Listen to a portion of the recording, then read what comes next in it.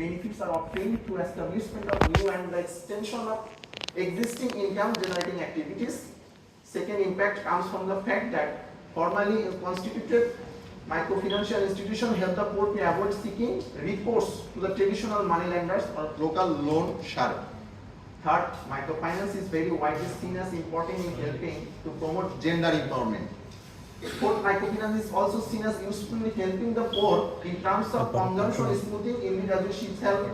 Most microfinance is now used for simple consumption smoothing.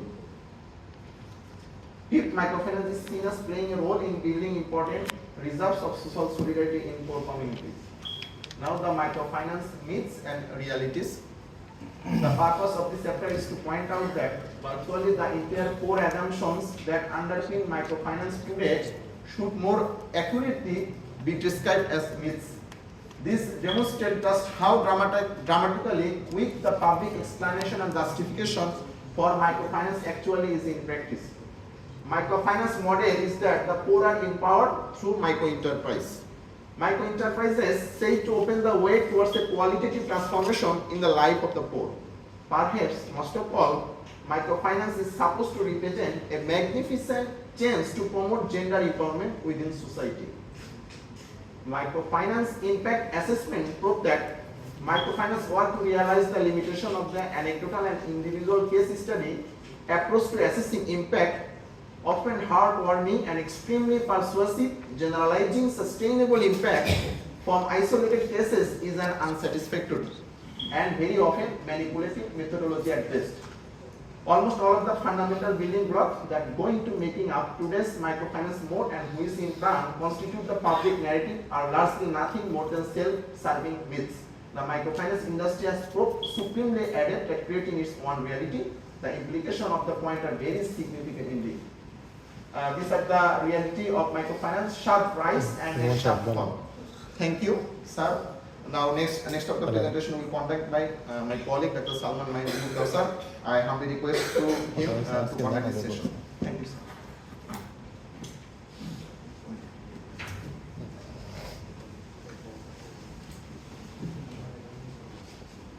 এটাই সেটার জন্য আর কি প্রসিড করতেছি আচ্ছা আমি আপনার জানাচ্ছি The woods are lovely, dark and deep, but I have promises to keep. Miles to go before I sleep, and miles to go before I sleep. Ladies and gentlemen, honorable chairperson, at first I would like to give thanks all of you for giving me a chance in this dais for present my presentation in front of you. Ladies and gentlemen, at first I would like to have your attention in this picture. Some of my colleagues are actually jumping. So, what does it have with relation of microfinance in this picture? While we jump, after 2 or 3 seconds or after few seconds, we must have to fall down to the earth. Like that, this book's author, Mr. Bateman, described microfinance has some sort of sharp peak and there must have some sort of sharp decline. He described microfinance like this in his book. Then I would like to show you another picture. Look, a boy can't move from poverty and he's trapped in the form of poverty. What does it mean? In chapter 4 of this book, microfinance is known as a poverty trap. Actually, in long term, microfinance cannot reduce the poverty. Microfinance actually promoting the poverty. Mr. Bateman actually said that in his book. Okay. This chapter started by looking at the microfinance industry's own impact assessments.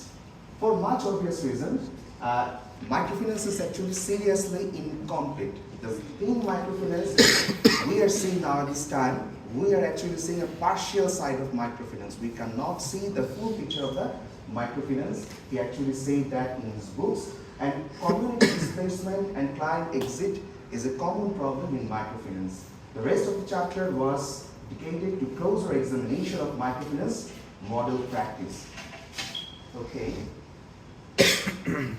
Sorry, sir. Okay.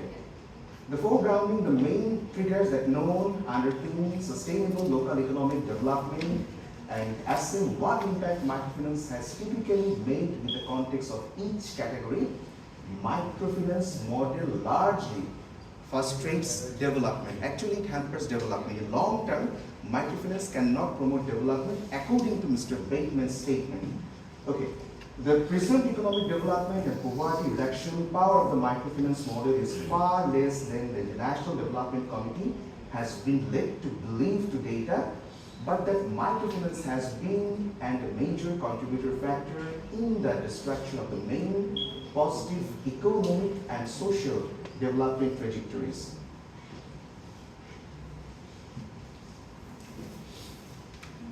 Okay, in this picture, I'd like to show you a picture which is taken from the Sri Lanka. Some ladies are protesting against the microfinance system. And in this chapter, Mr. Bateman has said the commercialization and death of the microfinance. Look, there is a bank, it's a Kenyan Women Microfinance Bank. Do you think this bank is different than the other finance bank or other banks? No, this bank actually runs with a very high cost, the lend price cost, the management cost is very high. So actually, while we are actually commercializing the microfinance, the extra amount of money actually taken from the rural people, from the common people, and they are actually acting like a loan shark. Mr. Bateman has described this in his book, and the new wave approach of microfinance raising the main priorities, the claim commercialization will facilitate the largest possible availability of microfinance at the lowest possible cost to governments and the international donor community. And in the growing number of cases where the microfinance industry has achieved its central goal, microfinance is made available to anyone who might want it. Even microfinance advocates have been forced to conduct that results have been very far from the satisfactory.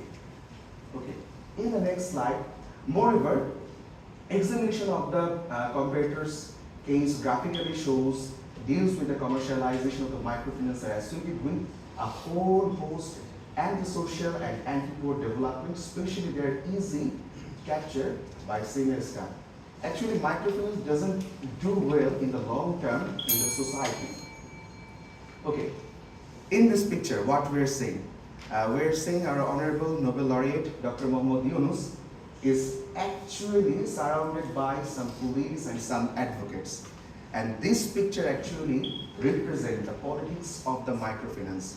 From the 80s and 90s, while the microfinance boom actually occurred all over the world, there are so many lawsuits and cases regarding the microfinance system all over the world. And some would like to describe this. This is nothing, another modern version of the loan shark business. Okay, the politics of microfinance, mainly within the microfinance industry, has argued that today's microfinance model is the direct descent of the various forms of small-scale finance that emerged in the early 19th century to democratize the challenge a new system of industrial capitalism. Okay, the Grameen Bank model that emerged in the 1980s, and even more so the new wave microfinance model that began to replace it from the early 1990s onwards, actually represents quite fundamental schemes with the various WIPs and community revived movements supporting microfinance in the past. Okay, in the chapter 7, in this picture, what we are seeing? We're seeing sustainable growth. From the microfinance, we actually want sustainable growth, but in the reality, it can't do the sustainable growth. So what would be the alternatives of the microfinance? Even curiously glance, the recent economic history reveals that there are many local financial system alternatives of microfinance. So microfinance model that we are actually seeing today, it cannot do the basic things. The traditional business model can do better than the microfinance system.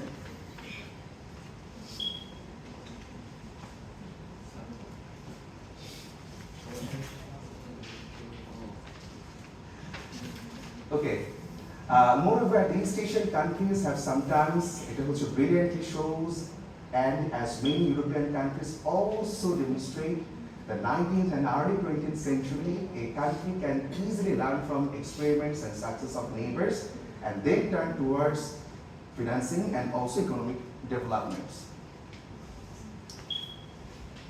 So next chapter, please, sir. The chapter 8, conclusion, the need for a new beginning.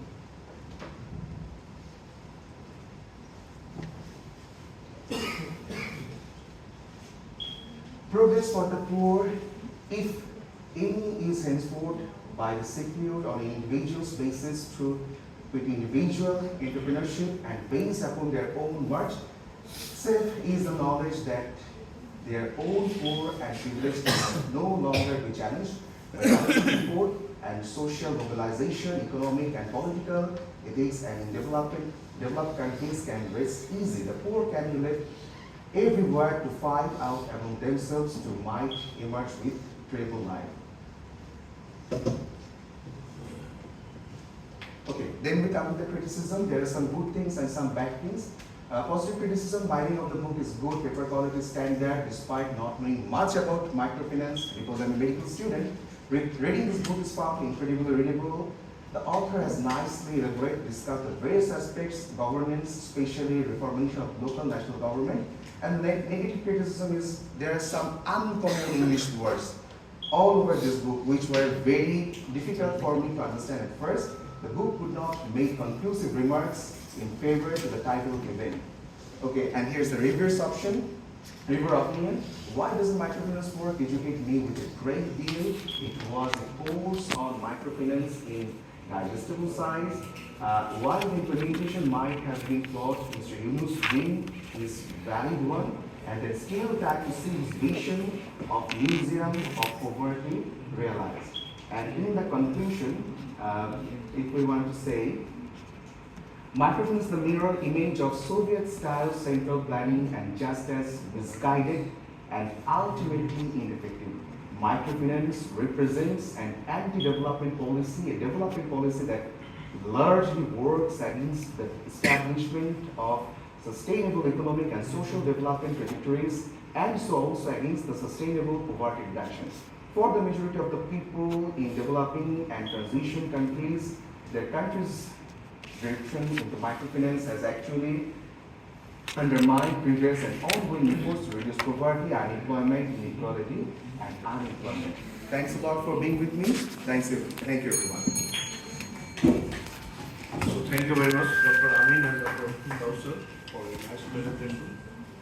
Now the time for the question and answer. If you have any query or questions, you can raise your questions.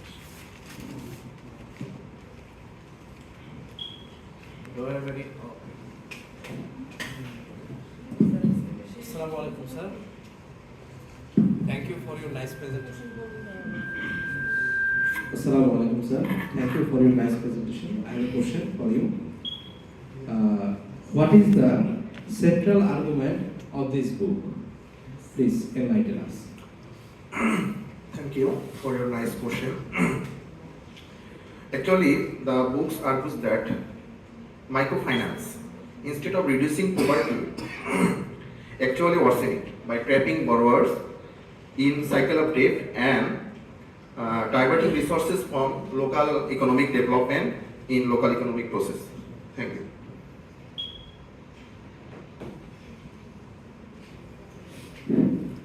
Thank you. Thank you, Dr. Ruhul Amin and Dr. Kausar, for your valuable presentation. In your presentation, you mentioned a term so highlightly, that poverty trap. Now my question is, what do you think, or your opinion, that why does the author consider microfinance as a poverty trap? Thank you. It is a very nice question. Poverty trap or anti-development policy. The author believes that microfinance, a low scale and low return businesses, that is a temporary solution for life, but it is not a permanent solution. When people get into the loans in microfinance, they usually trapped by loans. And after that, several years later, they cannot maintain the loans, and they usually tap into the poverty. Thank you.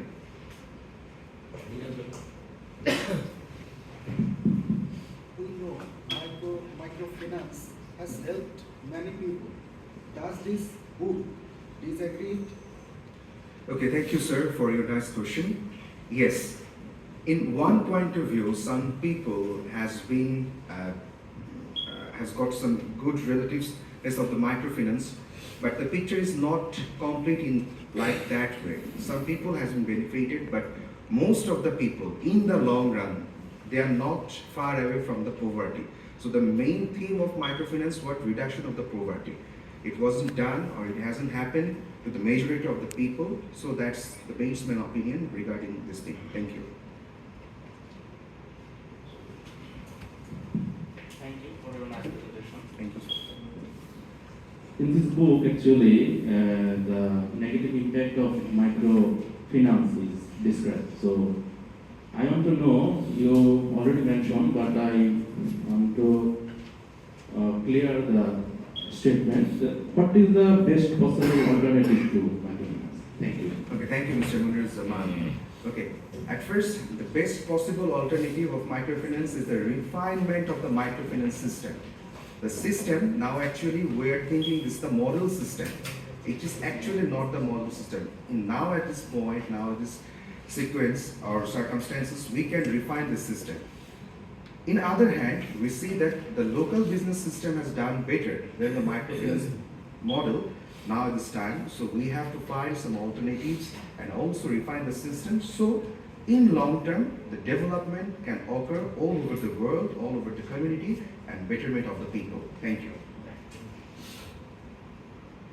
So thank you very much, Dr. Amin and Dr. Kausar, for your nice presentation. Thank you, sir. And actually the book was a shift from our traditional thinking that microfinance has some impact on the poverty reduction. But what we find from the presentations, actually, when our economy was opened, especially in the year of 1980s, the role of the state was reduced for operating the development activities for the rural development.